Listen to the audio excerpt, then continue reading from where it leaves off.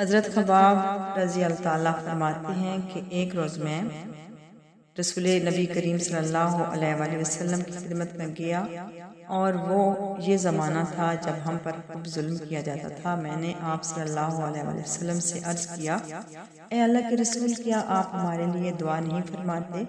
میرے الفاظ سنتے ہی آپ سیدھے ہو کر بیٹھ گئے، آپ کا چہرہ مبارک سرخ ہو گیا۔ پھر آپ صلی اللہ علیہ وآلہ وسلم نے فرمایا، تم سے پہلی امت کے لوگوں کو اپنے دین کے لیے کہیں زیادہ عذاب برداشت کرنا پڑا۔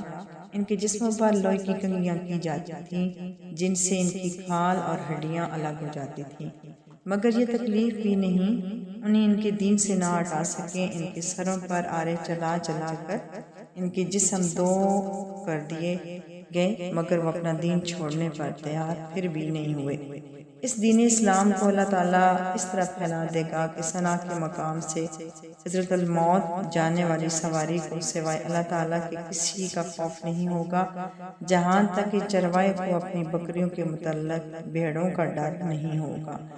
حضرت خباب رضی اللہ فرماتے ہیں، ایک دن میرے لیے آگ دہائی گئی، پھر وہ آگ میری کمر پر رکھ دی گئی اور پھر اس کو اس وقت تک نہ ہٹایا گیا جب تک کہ وہ آگ میری کمر کی چربی سے بجھ نہ گئی۔ ایسے ہی لوگوں میں حضرت عمار بن یاسر رضی اللہ عنہ بھی تھے۔ حضرت عمار بن یاسر رضی اللہ عنہ کو ان کے دین سے پھرنے کے لیے مشکلوں نے طرح طرح کے ظلم کیے، آگ سے جلا جلا کر عذاب دیے، مگر وہ دین پر قائم رہے۔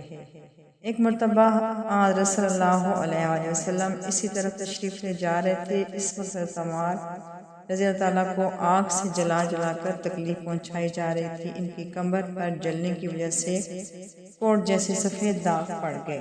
حضرت صلی اللہ علیہ وآلہ وسلم نے ان کے سر پر ہاتھ پھیرا اور فرمایا، اے آگ، ٹھنڈی اور سلامتی والی بن جا، جیسے کہ حضرت ابراہیم علیہ السلام کے لیے ہو گئی تھی۔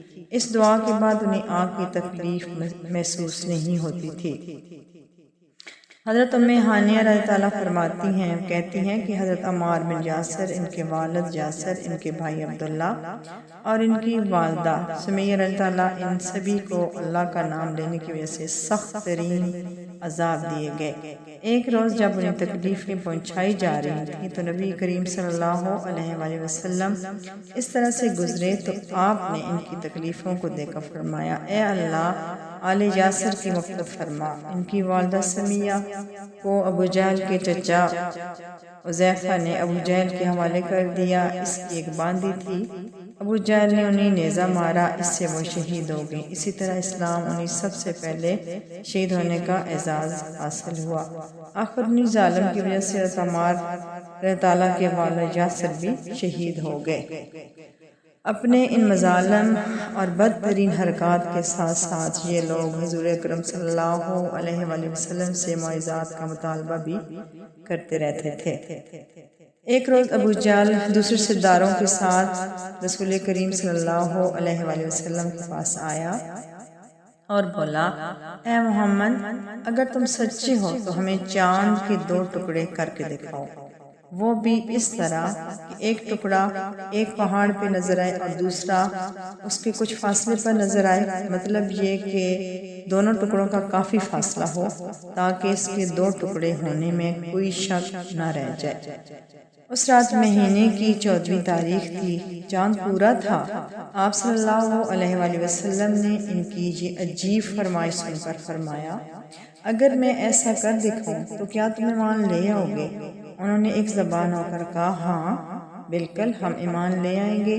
آپ صلی اللہ علیہ وآلہ وسلم نے اللہ تعالیٰ سے دعا فرمائی کہ آپ کے ہاتھ سے ایسا ہو جائے۔ چنانچہ چاند فوراً 2 ٹکڑے ہو گیا۔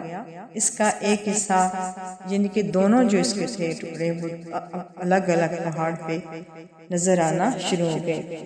اس وقت نبی کریم صلی اللہ علیہ وسلم نے ارشاد فرمایا، لو اب گواہی دو، ان کے دلوں پر تو قوافل پڑے تھے، کہنے لگے محمد نے ہم لوگوں کی آنکھوں پر جادو کر دیا ہے۔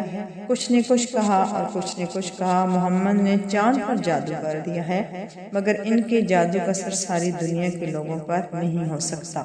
مطلب یہ تھا کہ ہر جگہ کے لوگ چاند کو دو ٹکڑے نہیں دیکھ رہے ہوں گے۔ اب انہوں نے کہا ہم دوسرے شہروں سے آنے والوں سے یہ بات پوچھیں گے۔ چنانچہ جب مکہ میں دوسرے شہروں کے لوگ داخل ہوئے تو انہوں نے چاند کے بارے میں ان سے پوچھا۔ آنے والے سب لوگوں نے یہی کہا ہاں ہاں ہم نے بھی چاند کو دو ٹکڑے ہوتے دیکھا ہے۔